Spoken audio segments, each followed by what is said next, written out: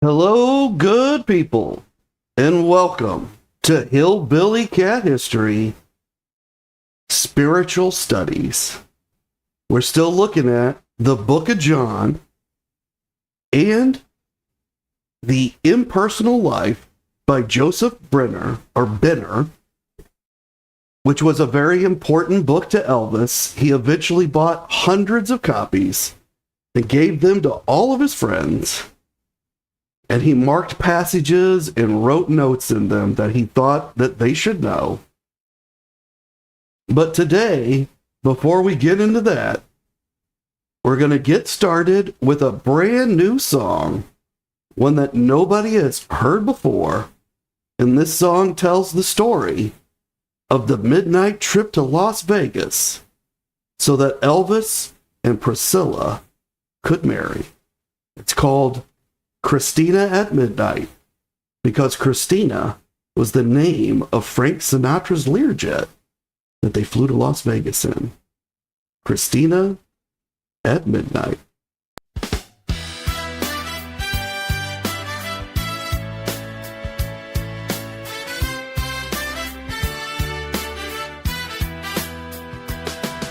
Slipped out the back with a bullhorn hop over stucco walls where the flashbulbs stop. Joni's got colors, Joe's got the cash, Danny K's in the cockpit, burning jet fuel fast. Sinatra's bird, she's purring like a prayer. Christina's wings cut the desert air. Red's not on the list, he's pacing the floor, while the Carlos got the press in a ballroom wall. Roland's got a sin and a Polaroid grin, but the ring's in a case with the diamonds grinning in. $15 for a license and a lie, while the best men shine with a bullseye tie. Blinded by the flight, wrapped up like a vow in the Vegas night.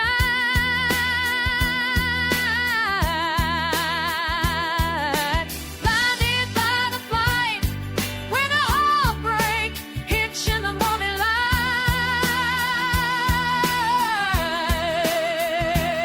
Oh, we were flying on a secret stream to a chapel dream, but the brother got burned by the wedding machine.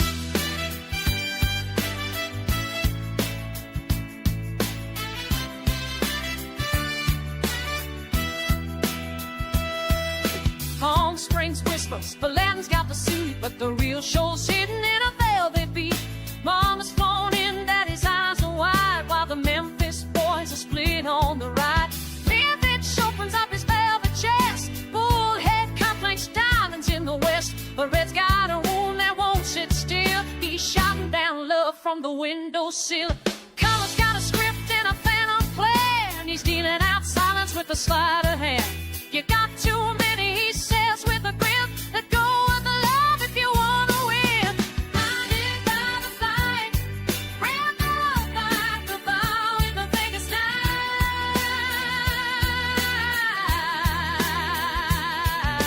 Blinded by the flight, when the heartbreak hits you in the morning light.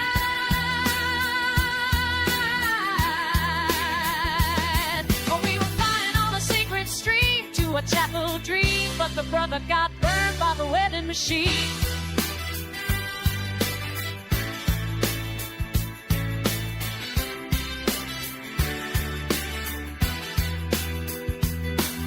Christina's wheels kissed the tarmac clean, and the ring was slipped before the world had seen. But love, oh love, it don't run on time, it breaks in the silence, not the headline.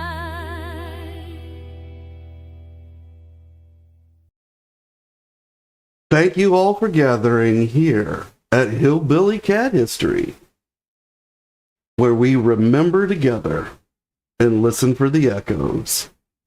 I hope you all like the echoes of that song, Christina at Midnight, which told the story of Elvis sneaking out of Palm Springs onto Frank Sinatra's Learjet, piloted by Danny Kaye. And they flew to Las Vegas and got married. But that's not what this show is about. This show is about his spiritual readings.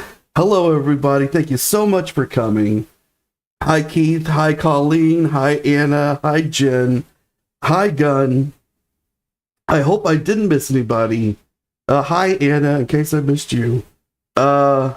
TT, Definitely hi to TT. Thank you so much for coming. Appreciate seeing you here too. And today we're going to get into more of Elvis's spiritual readings. We're going to finish up chapter 2 of the Impersonal Life. But we're going to look at a Bible that Elvis owned before we get there. Now, Keith is asking, who do I think was the love of Elvis's life? I think it was Gladys.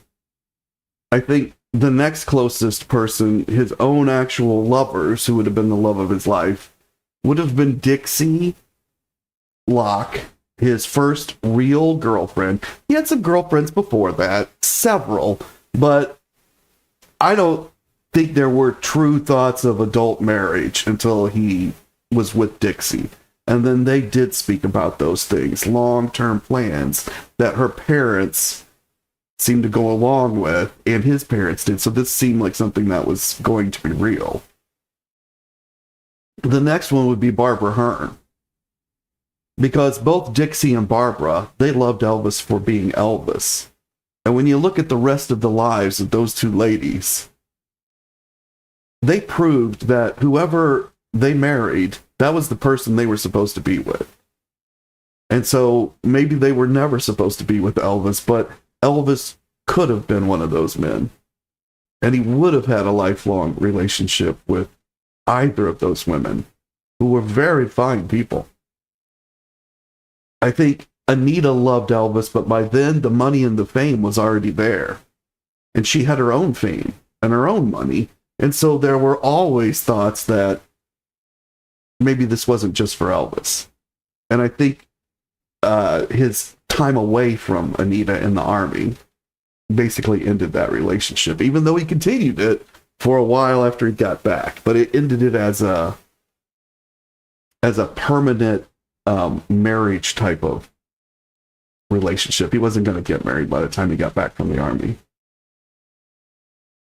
I think the other women that he was with, he was chasing a certain feeling that he had with Dixie and Barbara, but that no matter who he was with, they could never have received the approval of Gladys because she was gone.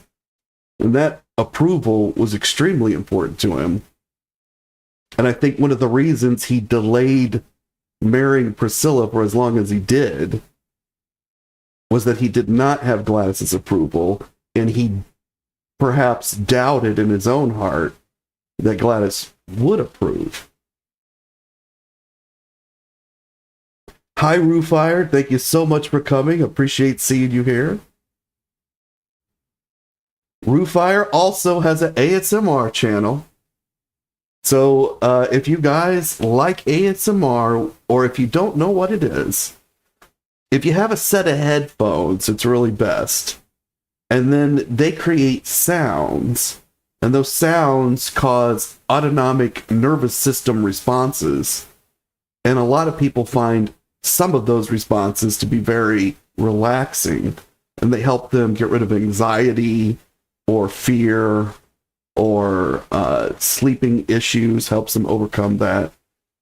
So both TT and Roofire are both performing that service, so feel free to check out their channels. On screen, we can see a Bible.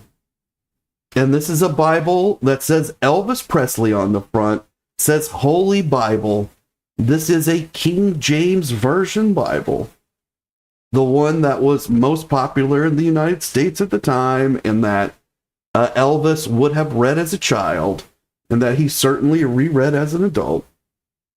The same version that we're reading the book of John from. You can see that it's leather covered. You can see that that cover is beaten. It's been used a lot. It's been carried around. This Bible has been lived in. Right? Elvis read this Bible a lot. He used it a lot. Came from two very special people. Elvis received this Bible at Christmas 1957, the very first Christmas at Graceland, and the last Christmas for Gladys. Her first Christmas at Graceland and her last Christmas of all time. And her sister, Cletus Presley, because Cletus was a Smith, but she'd also married a Presley. She married Vernon's brother Vester. So Uncle Vester, Aunt Cletus, they gave this Bible to Elvis when Elvis was at the height of his fame. He came to massive, unimaginable fame in 1956. The money started to pour in. By Christmas 1957, Elvis was an extremely rich man. He had all the material possessions anyone could want. So Vester and Cletus, they bought him this Bible because they knew that this was what was close to his heart, and that this is the path that he would need to follow as his fame continued to grow.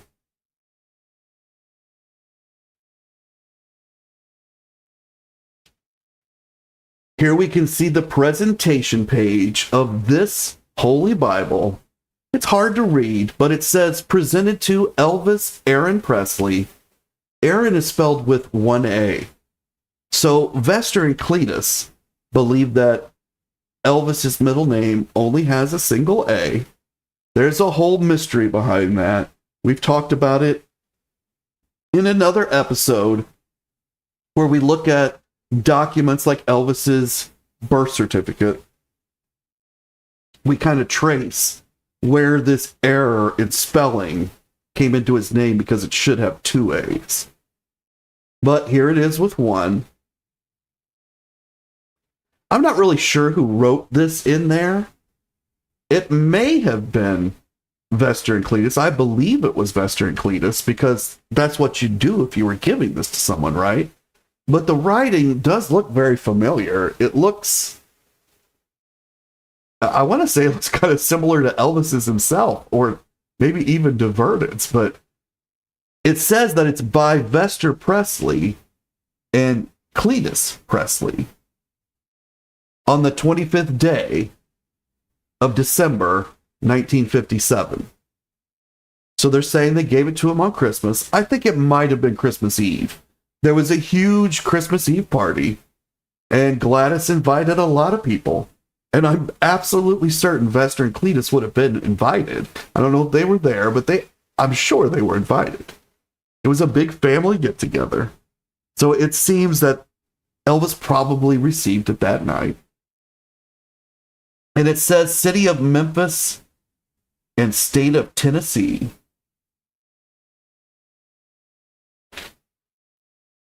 And Dominic says, or actually this is Keith, says there are a few videos of Gladys and Vernon at Graceland enjoying the snow with all the cars in front of the house at Graceland, and she looks very happy.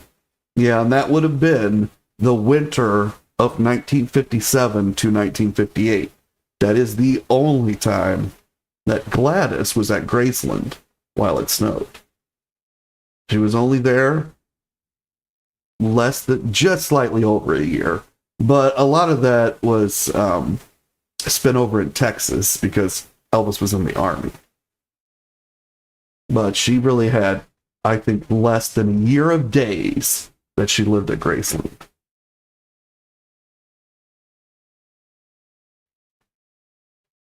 Here Elvis has underlined, he's written.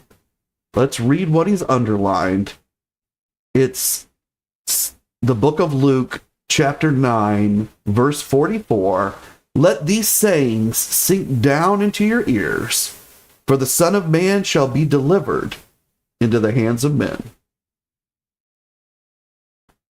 That scripture is already printed in red in this Bible, so it's obviously an important scripture to this particular chapter in this book. But Elvis has underlined it again. Let these sayings sink down into your ears, For the Son of Man shall be delivered into the hands of men. And I believe this is telling us that the Messiah will come and he'll be a man. And that's what Jesus was. And at the top of the page, Elvis has written, "For what is a man advantaged if he gain the whole world and lose himself or be cast away?"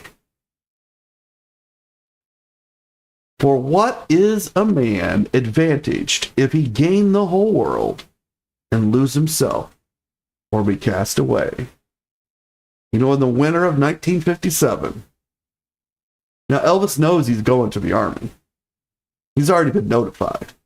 He knows that the next year is the end of his career. At least that's the way he sees it. He has gained the whole world. And at whatever time he writes this in the book, I wonder if he is questioning whether he has lost himself or been cast away. It's certainly something that he wanted to keep in mind. And Gunn says these words from Elvis are so true. And here's another passage that Elvis has written into the Bible. And it's on a page where they have printed quotations from the Bible to make them easier for you to find. And in the open area of the page, Elvis has written, "There is a season for everything. Patience will reward you and reveal all answers to your questions." There is a season for everything. Patience will reward you and reveal all answers to your question.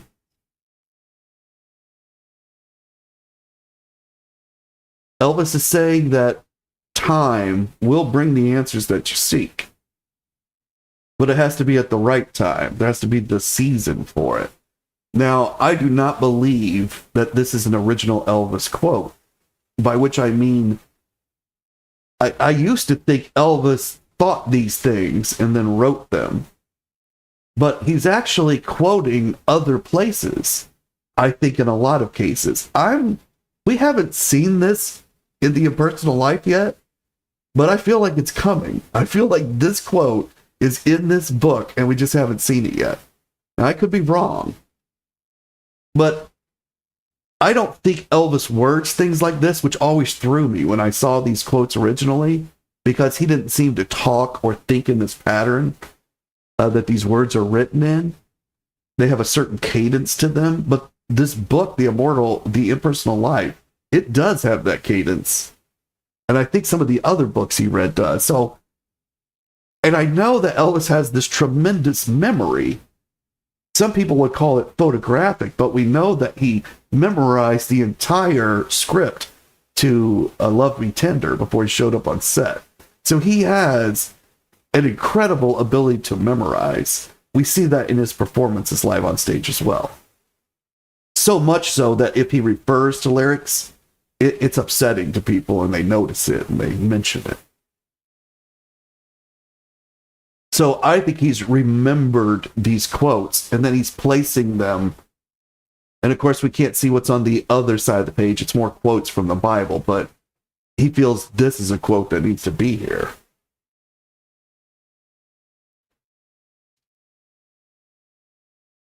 And Keith is asking, was he aware about Gladys being ill like she was before? Nobody was aware.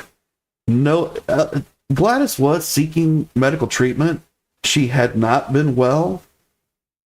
She was receiving regular care. That's why she had a doctor in Memphis that they ended up going back to on the train. There was otherwise, why go to Memphis, right? There was a specific reason to go to Memphis. She had a history with a doctor there. But the issue, again, for her, like it was for Elvis, is that the diagnostic ability of the time was very low. And apparently nobody realized how serious this was for Gladys. And she actually recovered The day that Elvis saw her, she was much, much better. And then he went home, and then she died that night while he was gone. So she relapsed later on in the day. But the thought, even from the doctors at that moment, when Elvis was there, was that she was going to end up getting back out of this bed and everything would be fine. So nobody knew. It was devastating. And Jen says that she agrees with Gunn that the words from Elvis are true and that she loves it. And I think Jen is also agreeing that she thinks Elvis has remembered these quotes from elsewhere, that these are not his original words, but they resonate deeply with him. But if that's not what you think so too, Jen, let me know.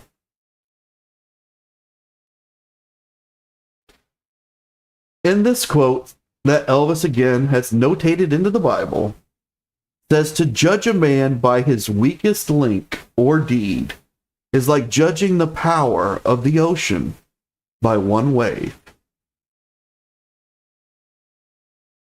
To judge a man by his weakest link or deed is like judging the power of the ocean by one wave. This is a recognition that nobody is perfect, that we're all going to have weak moments and make errors, that we're not going to be able to be proud of everything we do, because we are going to do weak things that will be judged harshly, even by ourselves. But that's not how you judge a person. You don't judge them by the one wave. You judge them by the ocean of their life. At least that's what Elvis is, I think, trying to tell us within this quote.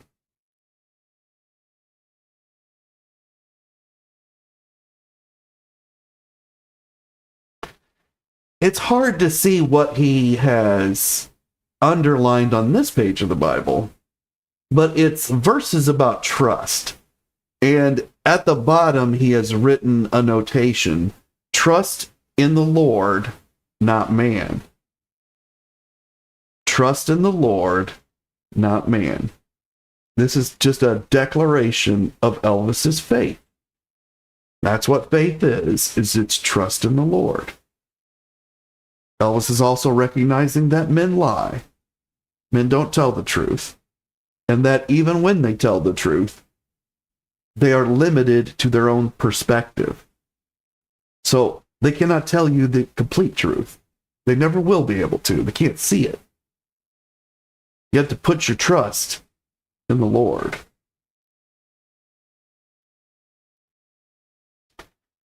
And now we're back to chapter 2. In the impersonal life, which Elvis underlined the very first passage, now in order that you may learn to know me, which is the inner voice inside, the God that lives in your heart, so that you can be sure it is I, your own true self, who speak these words, you must first learn to be still, to quiet your human mind and body and all their activities, so that you are no longer conscious of them. I think we hear this reflected in today's society all the time by people who want to leave their electronics behind, that go to places where you cannot receive a cell signal, or who have times that they shut off all the electronics in their house so that they do not receive external stimuli from television, radio, YouTube, the phone, people calling. They just cut themselves off, which, in my opinion, is a much more natural way to live. We did not have these communication abilities until the last 25 or 30 years, right? We had some communication abilities before that, but if we go back 200 years, you basically lived somewhere and you knew the people around you, and you read about other places in the newspaper or heard about it from people who traveled from there. but you didn't get this constant influx of information. And it can be good or bad, but we seem to have an affinity for negative information. That's what we like to broadcast. I don't know if it's what we like to watch. The broadcasters think we like to watch it. They say people are watching a lot of it. They got a lot of numbers to prove it. So apparently, negative stuff, the distractions, that which keeps you from being still and hearing the voice in your own heart, these are very popular today. And they're easy to get a hold of. But Elvis, even in the 1960s, is underlining that you've got to distance yourself from the distractions in order to be able to receive the message. And Keith says that the picture of Vernon and EP tells the whole sad story when Gladys passed, when they're sitting on the steps. Yes, that is an excellent picture. And Jen says this is akin what Elvis is saying to blocking out the noise. Exactly. And I think it's even saying you don't want to even have white noise in the background. You want nothing. You need to actually get yourself to a state of total nothingness, which would be very similar to the meditation techniques that Elvis is using for karate. So let's now switch to the actual text. And this is about where we left off last time. And I'll start here with the main point of this chapter, at least as it looks right now. And it says, it's a quote from the Inner Self. And it says, "Be still and know I am God. Speak them just as they are herein written, trying to realize that the God of you commands and demands your mortal, self-implicit obedience."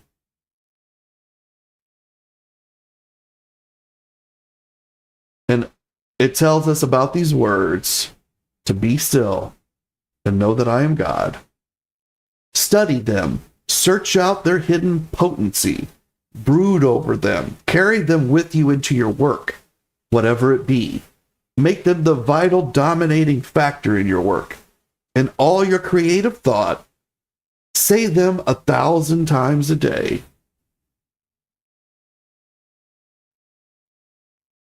So I believe, let's just go back up. Yes, it's saying that 1,000 times a day, tell yourself to be still and know that I am God. Until you have discovered all my innermost meaning, until every cell of your body thrills in joyful response to the command, be still, and instantly obeys. So there's a belief here that if you practice this enough, you will enjoy being still to the point where every portion of your body, every cell, says, yes, this is the moment when we get to meditate again. And then you'll hear the voice.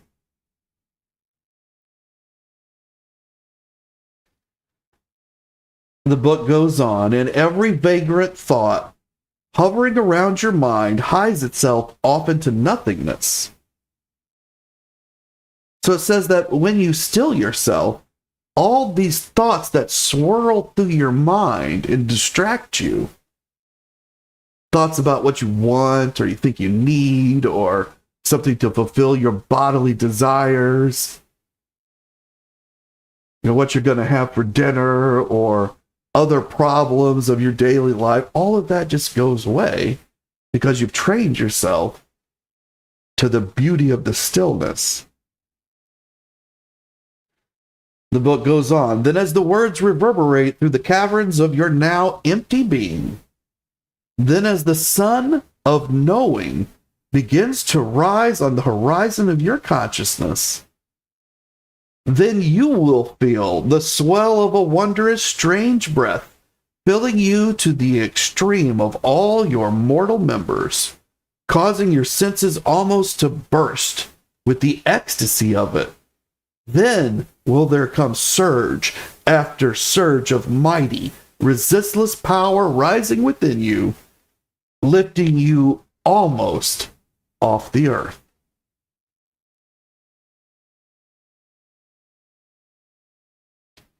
This is an interesting phrase here. Then as the son of knowing, and it spells son as the celestial object, a star, the sun, our sun, but it has the same sound in English. Son sounds exactly the same as S-O-N, son, which is the Son of God. And here it's the son of knowing. It's a son of knowledge. And I think that the Son of God was also bringing us knowledge. So I think that this is a coded reference to Jesus, but I'm not sure. I do know that Joseph was trying to send us a Christian message through the book, that the book is supposed to be almost a direct conversation between the reader and God. But as you come to know the Son of Knowing, then you're going to feel this immense surge of power within. And I believe this power is your internal agency, your free will, but it's being powered by the knowledge that God is giving you. That you now can go and make massive differences in the world because He has given you that power, but you've always had that free will and agency to do so. But to do what you want to do, you've got to listen to the voice as well to receive the energy that's needed for that. And the book goes on, then you will feel within the glory, the holiness, and the majesty of my presence. And then you will know I am God. So the book's telling us that you tell yourself to be still and know that I am God, but that you truly know when you feel it during the stillness, when your mind has been emptied. And now the power comes that releases your free will and your personal agency.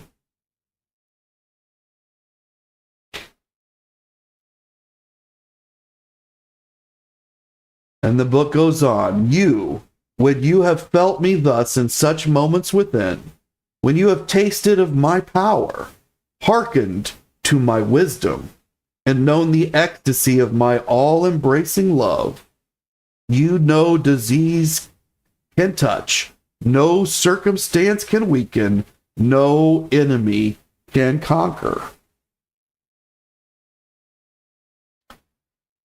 The book is saying that the strength that is brought to you by this teaming up of yourself and God, the inner voice, and the team up is you have to listen, you have to be still enough to hear the word, and then you have to be strong enough with the strength it's giving you to follow it. When you're doing that, no disease can touch, no circumstance can weaken, no enemy can conquer. You will be invulnerable. That once you know the truth from your heart and you follow the lessons that you know in yourself that God has planted within, you are unstoppable.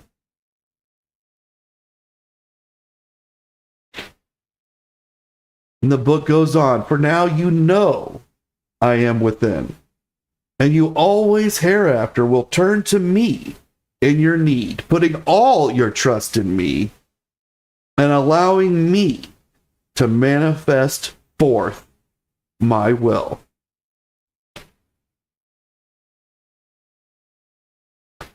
And the book is telling us that these things that you will do, that you will have the strength to do, that you will know to do, well, they're for God. He is manifesting His will through you, which is another Christian teaching, that the purpose of life is to do the will of God.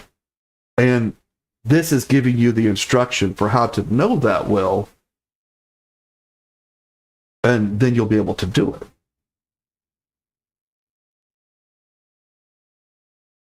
I think this must have been very powerful for Elvis, because he had always heard an inner voice telling him what to do. Everyone had told him he would fail at what he was doing. No one supported him. His parents supported him, but at the same time, Vernon said things like, I don't know a guitar player that ever made any money. I don't know that this will be successful.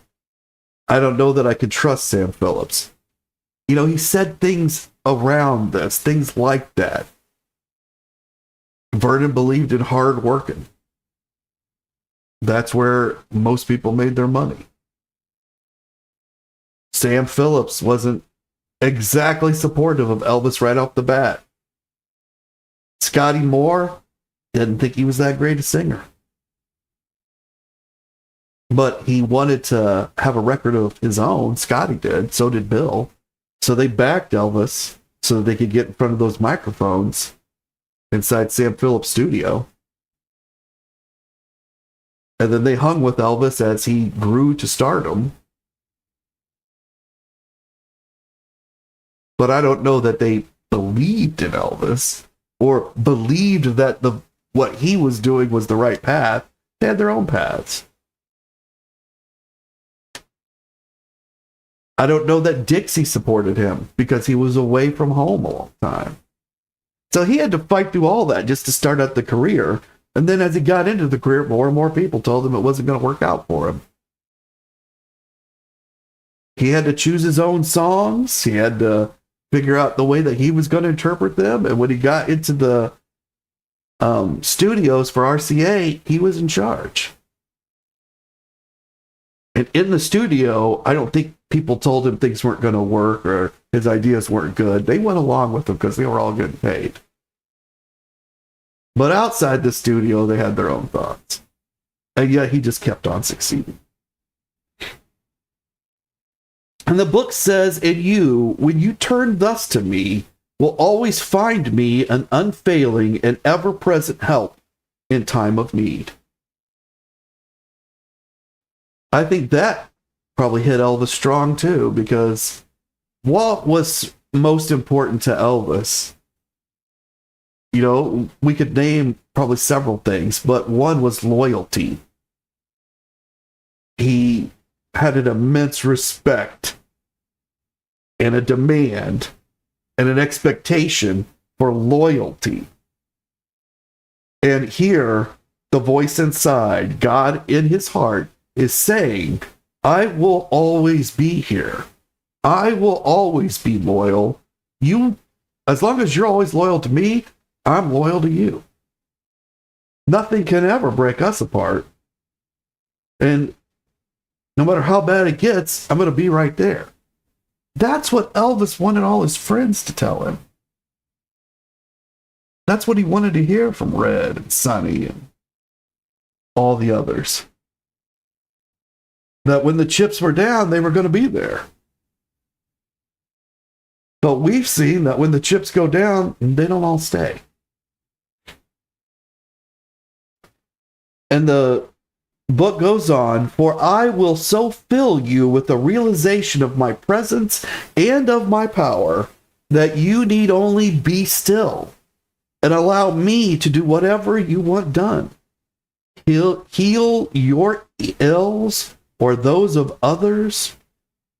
Illuminate your mind so you can see with my eyes the truth you seek, or perform perfectly the task which before seemed almost impossible of accomplishment." God, through this book, is telling Elvis there is nothing that we cannot accomplish together. There are no doors or barriers when we are a team. And we see these words, heal your ills or those of others. And we know that there are stories of Elvis trying to heal the sickness of others. And there's at least one where his friend says that she was healed by Elvis. She was terrified for her life. And the next day she went to the doctor and everything was fine.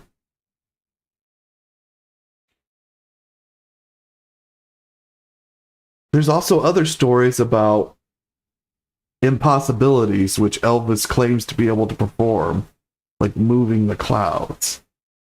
Now, those I think were a bit of showmanship on his part. But there's a reflection of that here, that if you believe, nothing is impossible. The book goes on, but this knowledge, this realization will not come at once. It may not come for years, and it may come tomorrow. It depends upon no one but you. The book tells Elvis, the only thing stopping you from doing everything you want right now is you. That the timeline for the discovery of this knowledge is all up to you. The knowledge is already there. You just have to open yourself to it. And how soon you open yourself, well, that's up to you.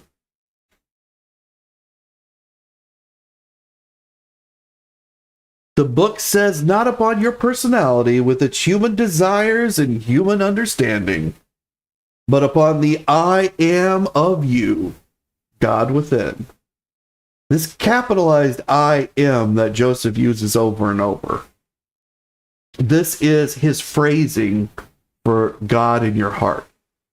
The I am, as opposed to the ego, which is your human mind. That your brain is a beautiful structure for survival, but that it's a secular structure. It's not part of your eternal self. It's like your hands or your eyes or any other part of your body. It's mortal. It will eventually disappear. But that part of you which is forever is this I am part, which is linked with God.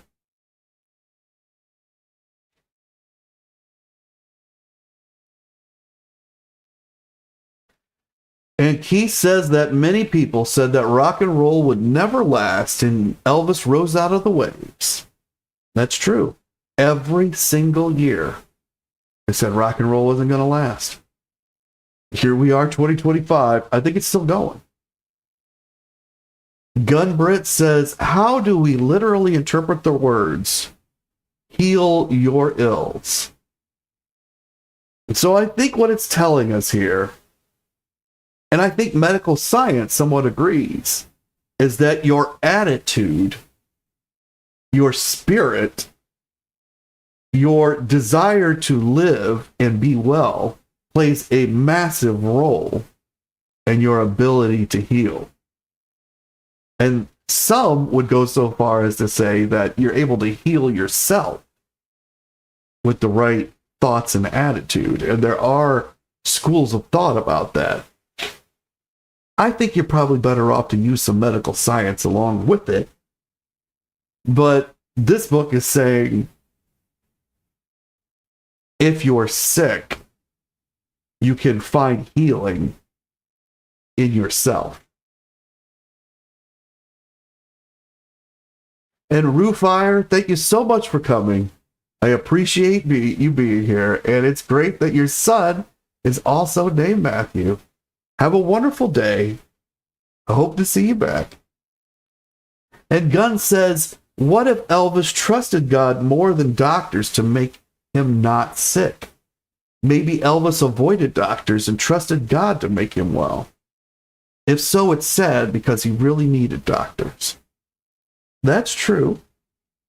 I don't think he was avoiding doctors, though. We have a lot of evidence of him with doctors. He was truly a believer in medical science. He was a big believer in medication. That I think was part of his upbringing, that people at that time period, they really did feel that pharmaceuticals were the future and were going to heal all of mankind's ills. Has it turned out to be exactly true? It's brought along its own demons with it. But Elvis did respect medical science. But at that moment in time, I think he might have had a better chance with his belief in God than with medical science. They simply were not up to the task of what Elvis needed to have healed. But neither one healed him. But we could look at that and say there was a plan. And his body was part of that plan. Or maybe he did neglect himself because of these beliefs that he found in these books. Again, that's why we're going through the books. Everybody's got to make their own decision, come to their own opinion, because Elvis isn't here to tell us. We've only got what he's written into the books and the words that we know he read and must have meant something to him. The book goes on. Who is it that causes the bud to open into the blossom? Who causes the chick to burst its shell?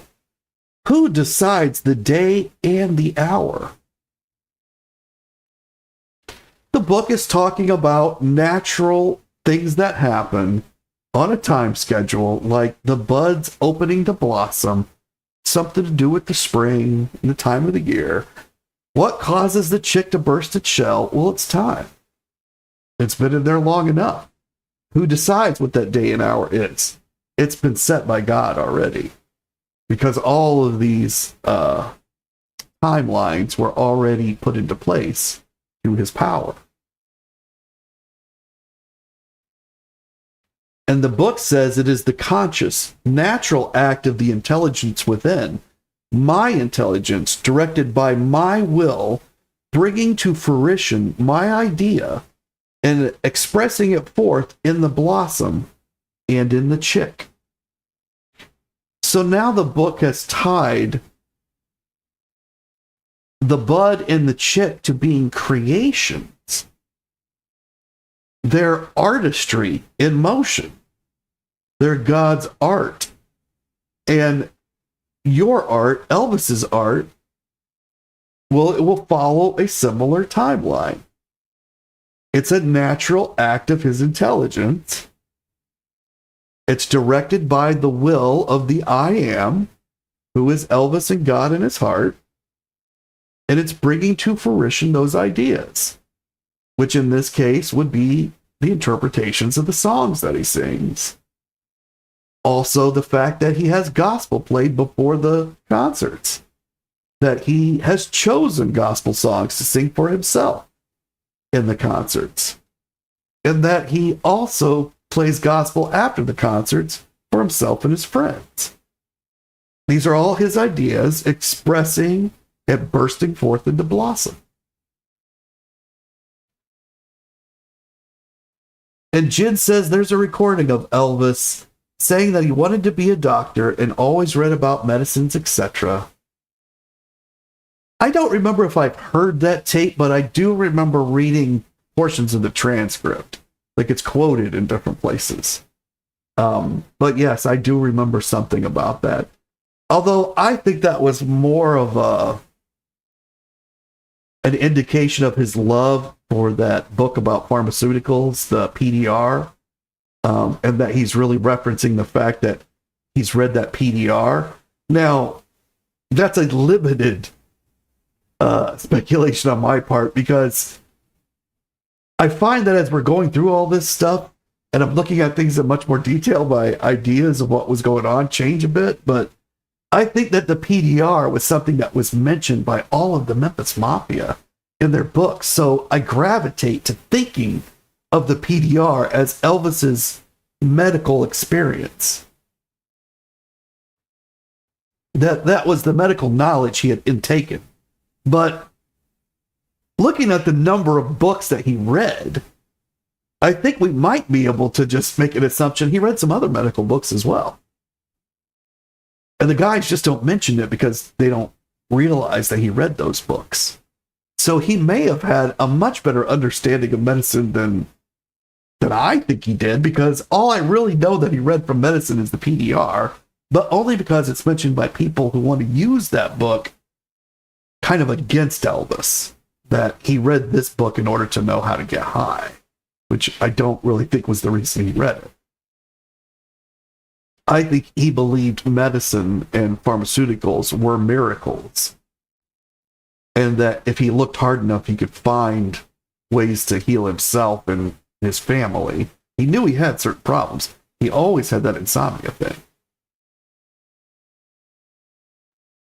And the book goes on, it says, but did the blossom and the chick have anything to do with it? No, only as they submitted or united their wills with mine, and allowed me and my wisdom to determine the hour and the rightness for action. And then only as they obeyed the impulse of my will to make the effort did they step forth into the new life.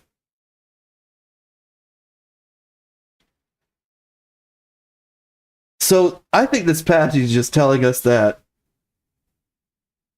the chick and the blossom had free will, an agency to blossom or to hatch, but they needed the I am within themselves to know that right moment. And that I am, or God, told them, this is it. This is the moment. And then they made the effort. And they blossomed, or they hatched. They did that with God's help, which was mostly the knowledge that this is the time. And that Elvis or another person reading this, they're like the chick or the blossom. They have it within themselves to be greater. And as they read this book and hear the voice, and I am speaks to them, it's eventually going to tell them, now is the moment. Now is your time to blossom. And the book says, you may with your personality try 1,000 times to burst through the shell of your human consciousness.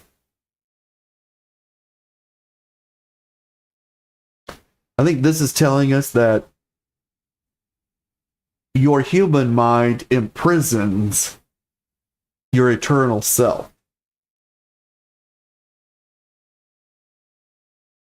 And it keeps you from hearing me. The book says, but it will result only, if at all, in breaking down of the doors I have provided between the world of tangible forms and the realm of intangible dreams. And the door being open, you then no longer can keep out intruders from your private domain without much trouble and suffering.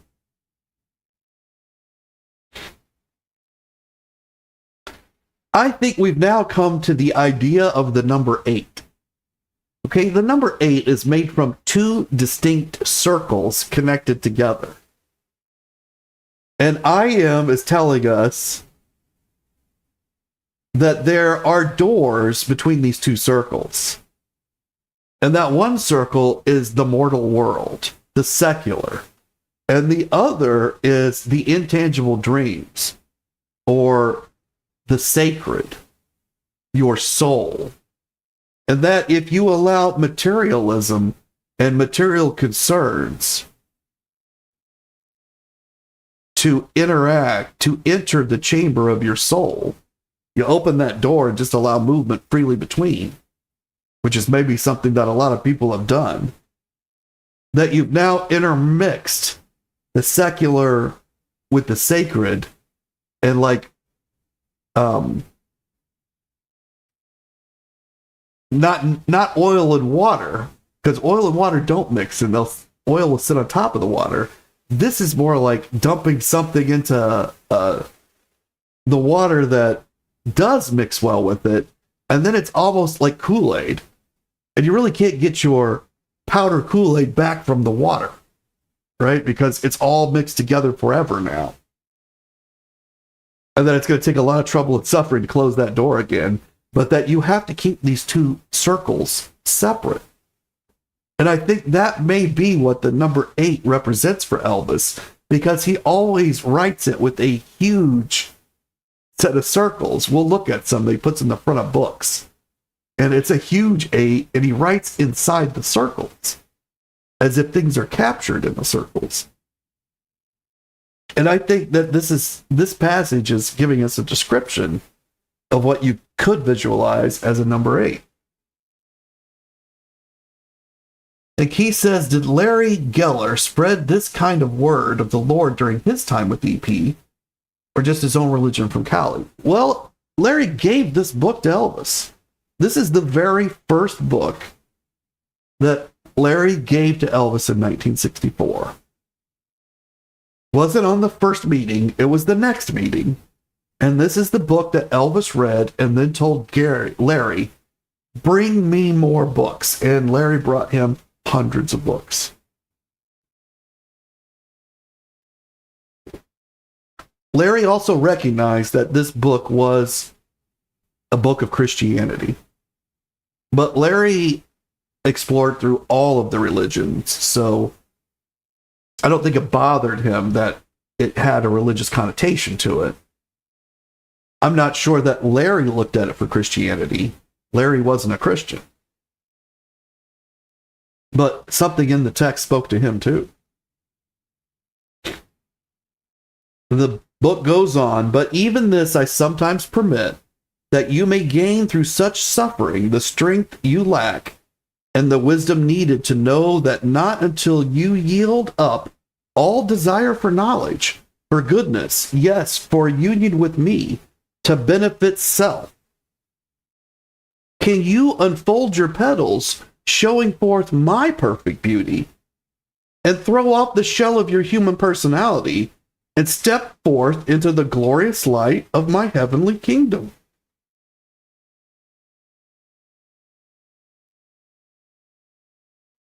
So I am, the God in your heart, is saying that sometimes he lets you mix the secular with the sacred, because you're going to suffer from that, and you're going to gain strength and wisdom from it. You shouldn't have done it, but he's going to let you do it, because you're going to learn a lesson, and it's going to make you stronger. But that you have to give up a desire for whatever it is that's for your benefit. If you're doing something solely for the benefit of yourself, or mostly for the benefit of yourself, or it ends up benefiting yourself and you're really okay with that, that's not going to bring you to God. You might do good things for yourself, and you might have a union with God to do those things. God's not against you benefiting yourself. He brings you blessings to do that. But you cannot know his perfect beauty if you're focusing on your own selfish needs. And that you have to throw off the shell of your human personality, which is your human brain. All of these desires and what you think is important and what you strive for, all of that, it has value, but it also blocks you from seeing the Lord in his perfect beauty. And that once you see him, these ideas that you have in your human brain, well, they're going to adjust. And maybe they are the right things for you to do. Maybe these desires and these ideas that you have, the things you want to accomplish, once you see them through this lens, they're going to be even better. If they're what you're supposed to do, you're going to do it even better. But you're going to be able to step forth into the glorious light of my heavenly kingdom. And the book says, therefore I give you these directions now at the beginning, that you may be learning how to recognize me. It's not even so much about what the book is saying. It's about being able to recognize God in your environment, in all the other places that the word is written. It's easy to read it out of the book. It's all in words. It's in letters. It's in sentences that have been prepared for you. But when you look at a blossom or a chick, you should be able to receive the word from that as well. You got to be able to recognize. The book says, I here promise you, if you follow and strive earnestly to comprehend and obey my instructions herein given, you shall very soon know me, and I will give you to comprehend all of my word wherever written, in book or teaching in nature or in your fellow man. And that is the last that we're going to be able to read today, because apparently we still have some more to go. From my little thing over at the side that I can see, we're not going to make it. We've hit our hour again. So I thank you all for joining me again today. I hope that you've all learned something new about Elvis and are finding something to enjoy in these books that he read. And I'm going to leave you all with a brand new song. I played it at the beginning, but I'm going to play it again because it's brand new. This tells the story of Elvis sneaking out of Palm Springs in the middle of the night to get on the plane that was owned by Frank Sinatra. The name of the plane is Christina. And the name of the song is Christina at Midnight. Thank you all so much for joining me, and you all keep on taking care of business.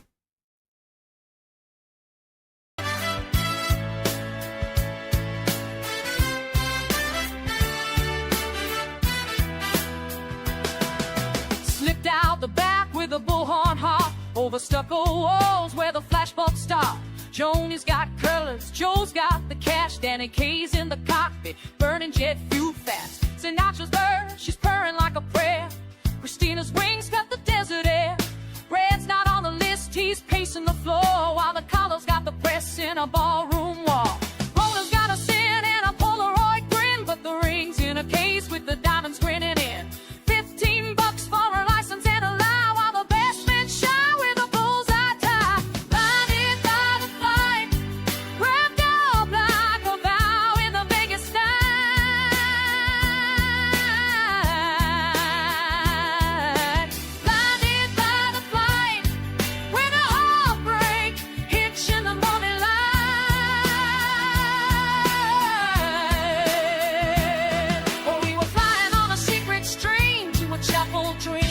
Brother got burned by the wedding machine.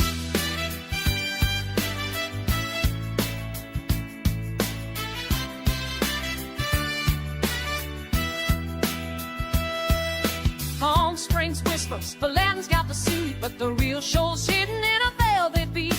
Mama's flown in, Daddy's eyes are wide, while the Memphis boys are split on the right. Memphis opens up his velvet chest, bullhead complaints, diamonds in the west. But Red's got a wound that won't sit still. He's shouting down love from the windowsill.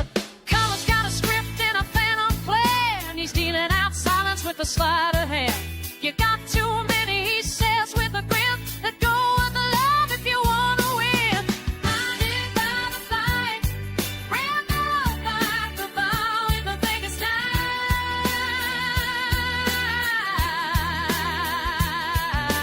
Blinded by the flight, when the heartbreak hits you the morning light.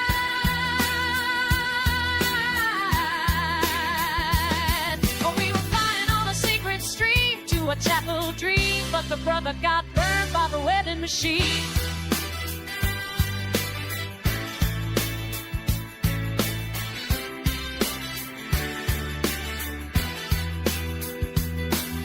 Christina's wheels kissed the tarmac clean, and the ring was slipped before the world had seen. But love, oh love, it don't run on time. It breaks in the silence, not the head.